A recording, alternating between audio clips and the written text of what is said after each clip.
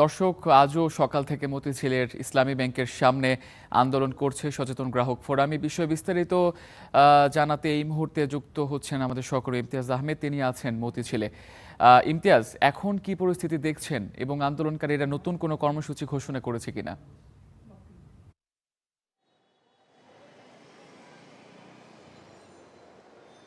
তামজিদ, আন্দোলন মূলত সকাল থেকে ছিল, এখন শেষ হয়ে গেছে। সকাল 9:30 থেকে তাদের আন্দোলন শুরু হয়েছিল এবং বেলা 11টার মধ্যেই তাদের আন্দোলন শেষ হয়ে গেছে।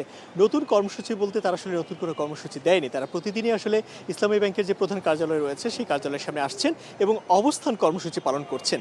এর আগে আমরা দেখেছিলাম যে প্রথম 1-2 দিন একটু পুলিশের সঙ্গে সংঘর্ষের মতো ঘটনা ঘটেছে এবং উত্তপ্ত পরিস্থিতি সৃষ্টি হয়েছিল, কিন্তু গতকালকে এবং আজকের দুদিনই কিন্তু পরিস্থিতি অনেকটাই শান্ত রয়েছে। এখন এই যে ইসলামী ব্যাংকের প্রধান কার্যালয় রয়েছে, কার্যালয়ের সামনে আসলে সচেতন গ্রাহক ফোরামের কেউই নেই এবং এর আগে সকালবেলা এখানে পুলিশের ব্যাপক উপস্থিতি আমরা লক্ষ্য করেছি। তবে এখন পুলিশের কোনো নিরাপত্তা ব্যবস্থা নেই। পুলিশের যে সাজোয়া যানগুলো রয়েছে সেগুলো সরিয়ে নেওয়া হয়েছে।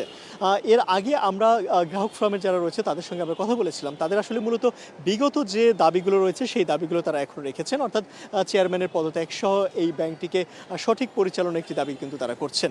এবং আজকে তাদের একটি নতুন দাবি যুক্ত হয়েছিল, সেটা হলো যারা ব্যাংকে কর্মরত রয়েছেন, অর্থাৎ ব্যাংকের কর্মকর্তা কর্মচারী রয়েছেন, তাদের প্রতি একটি আহ্বান ছিল তারা যেন 1 ঘন্টার কলম বিরতি পালন করে সকাল 10টায়, অর্থাৎ যারা গ্রাহক আসবেন তাদেরকে যেন 1 ঘন্টা তারা সেবা না দেন। তবে এই যে তাদের দাবি ছিল, এই দাবির সপক্ষে আমরা কিছু প্রমাণও পেয়েছি।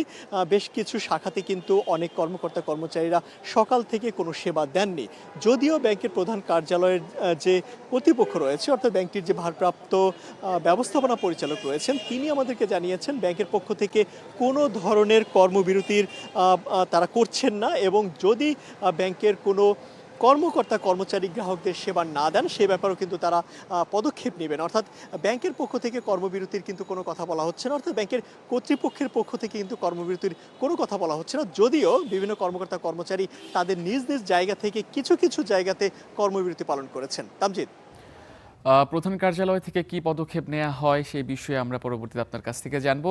ধন্যবাদ ইমতিয়াজ আপনাকে।